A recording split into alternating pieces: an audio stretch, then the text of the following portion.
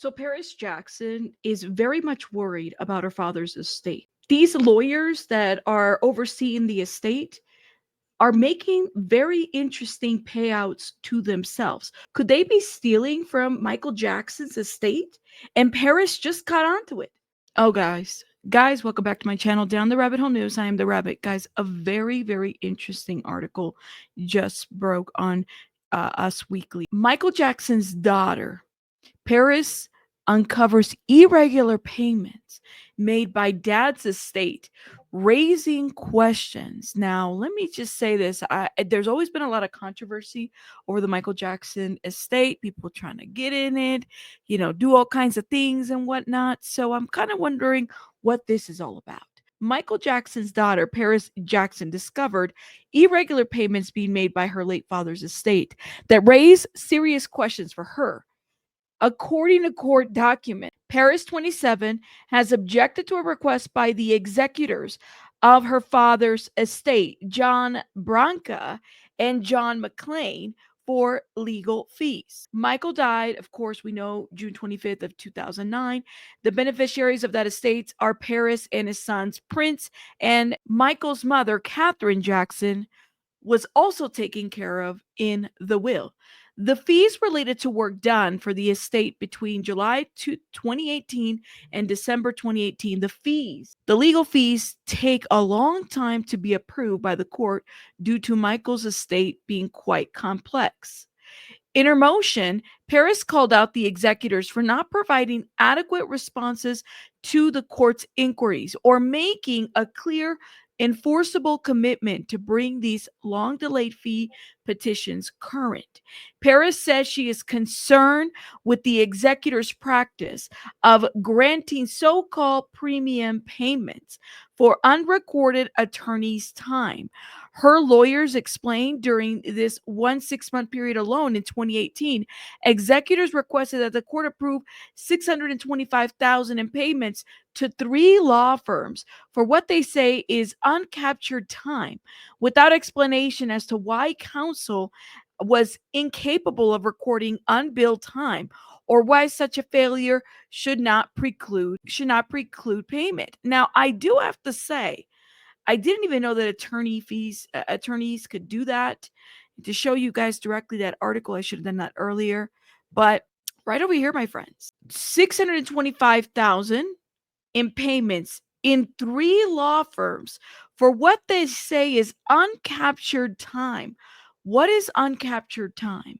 Without explanation as to why counsel was incapable of recording unbilled time. How does that happen? Or why such a failure should not preclude payment. Okay, her attorney added even worse. These payments appeared, at least in part, to consist of lavish gratuities bestowed upon already well compensated counsel. Oh my God. In addition, Paris said it appears 2 of the law firms were already paid by their executors in full, in violation of the court order allowing only partial payments of attorney fees until court approval is obtained. Paris' lawyer argued these irregular payments raise serious and substantial questions about executors' ability to effectively supervise by, at minimum, refraining from wasteful 6-figure gift giving to themselves and their colleagues. The lawyers are being shady, y'all. The lawyers are being shady. Michael's daughter pointed out that the executors are asking for fees from 5 years ago to be approved.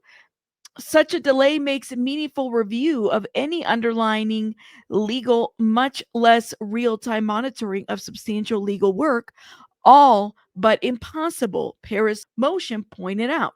I guess I'm trying to figure out, why don't they have like a forensic accountant to review all of this? If people are taking money and stuff like that, why don't they? It's a lot of questions. The filing fee added, despite repeated inquiries from court, executors are unable to provide even remotely satisfactory explanation for their delays, nor have they approved the beneficiaries any sort of plan to fix this ongoing and worsening issue. In addition, Paris says she found several inconsistencies that demanded close scrutiny of all fees and costs sought in the petition.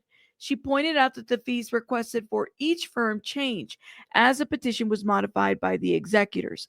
Paris wondered why one firm was initially owed 194,000 and then the amount grew to 211,000. My goodness. He had questions about another firm requesting 789,000 initially, but then reducing the bill to 258,000. Why was the original amount so grossly overstated? Her lawyer says. Another firm bill went from 838,000, 427,000, 600 to 675,000. Why are the fees repeatedly misstated in such large amounts? Why is this even a problem? Like, they should be able to have somebody review all of this. Do they not have accountants? I'm confused. Look at all this money.